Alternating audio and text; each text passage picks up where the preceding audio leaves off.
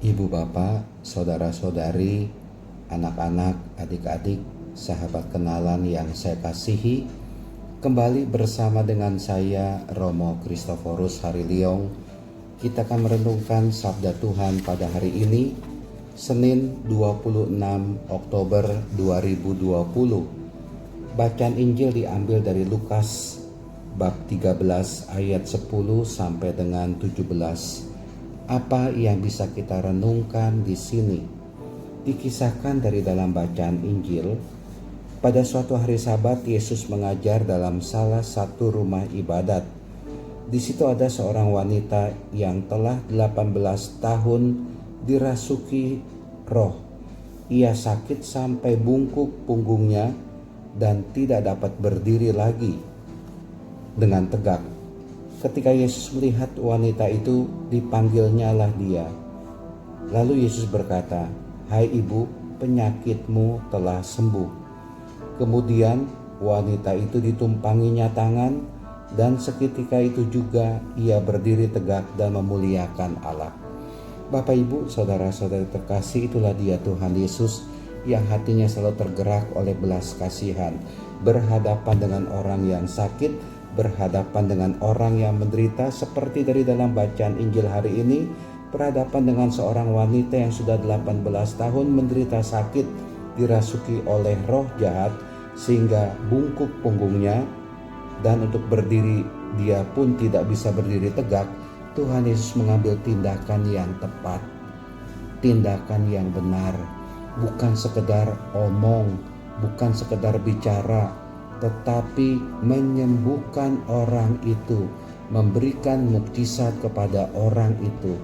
Hati Tuhan Yesus selalu tergerak oleh belas kasihan, khususnya kepada mereka yang sakit, kepada mereka yang menderita. Jangan sampai kita melupakan Tuhan Yesus dalam kehidupan ini. Saya sedih kalau seandainya ada orang yang mengalami derita, kesulitan dalam hidup ini, putus asa, sehingga dia mengambil jalan pintas, bunuh diri dengan cara macam-macam. Saya tidak setuju itu. Ya, kalau orang bunuh diri itu sepertinya dia melupakan bahwa dalam hidupnya ini ada Tuhan. Tidak punya pengharapan, tidak punya iman, tidak punya kasih. Loh, kok gak punya kasih? Ya, tidak bisa mengasihi Tuhan. Tuhan yang sudah memberikan hidup kepada dia, dan dia mencampakkan hidup itu dengan cara bunuh diri, itu menyia-nyiakan kasih dari Tuhan.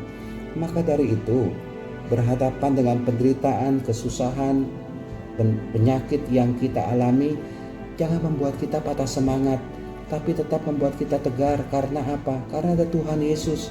Tuhan Yesus mendampingi, menguatkan, menyertai, syukur juga, menyembuhkan, melimpahkan mukjizatnya kepada kita semua.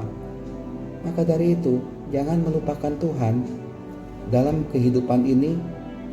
Pun ketika kita mengalami derita, mengalami kesusahan dalam hidup ini, Tuhan itu memperhatikan kita, dan Tuhan itu selalu membantu kita lewat caranya tersendiri. Tuhan itu tidak pernah meninggalkan kita. Saya percaya biar bagaimanapun juga Tuhan selalu memperhatikan, menolong, menguatkan kita semua. Tentu dengan caranya Tuhan sendiri. Maka dari itu, berhadapan dengan derita, penyakit, tenang-tenang saja. Gak usah ngomel-ngomel, gak usah gerasa-gerusu, gak usah patah semangat. Ingat, ada Tuhan.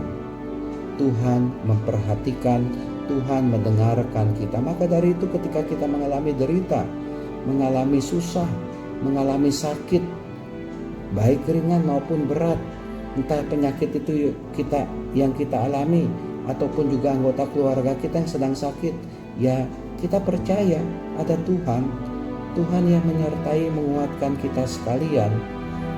Maka dari itu jangan patah semangat, tetap percaya, tetap berpegang pada Tuhan. Seperti halnya wanita dari dalam bacaan Injil tadi, 18 tahun. Ya, kita berhadapan dengan derita, berhadapan dengan penyakit, kita percaya sama Tuhan. Selain kita percaya, kita juga harus sabar, tenang.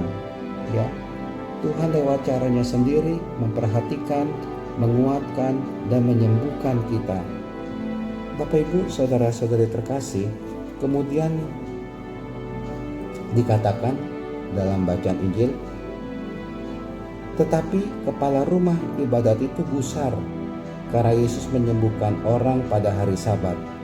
Lalu ia berkata kepada orang banyak, ada 6 hari untuk bekerja. Karena itu datanglah pada salah satu hari itu untuk disembuhkan dan jangan pada hari Sabat.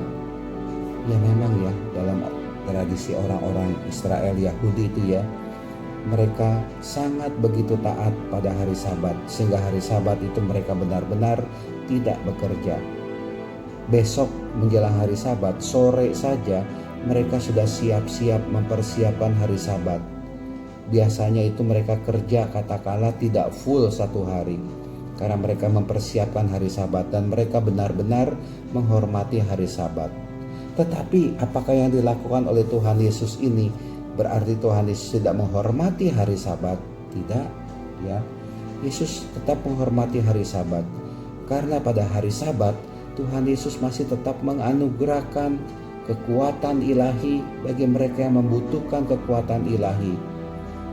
Tuhan Yesus melepaskan wanita itu dari derita. Dikisahkan juga oleh Tuhan Yesus, hai orang-orang munafik, bukankah kalian semua melepaskan lembu dan keledaimu pada hari Sabat dan membawanya ke tempat minum? Nah, wanita ini sudah 18 tahun diikat oleh iblis. Bukankah ia harus dilepaskan dari ikatannya itu karena dia keturunan Abraham? Enggak ada yang salah yang dilakukan oleh Tuhan Yesus. Tuhan Yesus melakukan yang tepat, yang benar kepada orang yang menderita itu, melepaskan dia dari belenggu penyakitnya, dari belenggu roh jahat yang menguasai si wanita itu. Nah, Bapak Ibu, saudara-saudari terkasih, dari peristiwa ini pun bisa kita lihat sesuatu yang menarik. Jangan mencemooh kalau ada orang yang berbuat baik. Kalau ada orang yang berbuat baik, mari kita kagum kepada orang itu.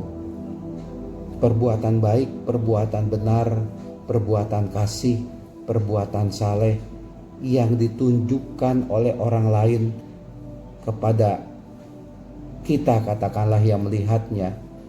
Pertama, membuat kita bersyukur. Oh, ada orang yang masih bisa berbuat baik. Masih ada orang yang bisa berbuat kasih, berbuat benar. Dan yang kedua, mari kita meniru orang itu. Meniru, kita pun ditantang katakanlah untuk bisa berbuat baik, ditantang untuk bisa berbuat benar. Jangan sampai kita ini berhadapan atau melihat ada orang yang berbuat benar, berbuat kasih, berbuat baik, kita mencemooh. Untuk apa berbuat baik? Untuk apa berbuat kasih? Enggak ada manfaatnya. Justru itu menjadi refleksi bagi kita sekalian, bagaimana kita dalam hidup ini juga bisa melakukan yang sama yang diajarkan oleh Tuhan Yesus kepada kita. Tidak mencemooh. Kalau kita mencemooh berarti kita nggak beda jauh dengan orang-orang Farisi. Kalau kita nggak suka dengan orang yang berbuat kasih, berbuat baik, berbuat benar, kita nggak beda jauh itu dengan orang-orang Farisi yang dikatakan oleh Tuhan Yesus orang munafik. Ya memang kalau orang berbuat benar di saat seperti ini ada musuh, karena dia berbuat benar. Kalau ada orang yang berbuat jujur, mengajarkan kebaikan, mengajarkan sikap jujur, sikap hidup benar, kurang disukai. Tapi kalau ada orang yang diajak, ya mari kita korupsi, enak dapat duit, perbuatan jahat itu pasti disenangi oleh orang-orang lain, karena dia akan kecipratan mendapatkan keuntungan, meskipun caranya itu untuk mendapatkan uang itu tidak halal, korupsi. Tapi itu dia, yang tidak halal dilakukan, yang halal tidak mau dilakukan. Ini yang menjadi bahan permenungan kita.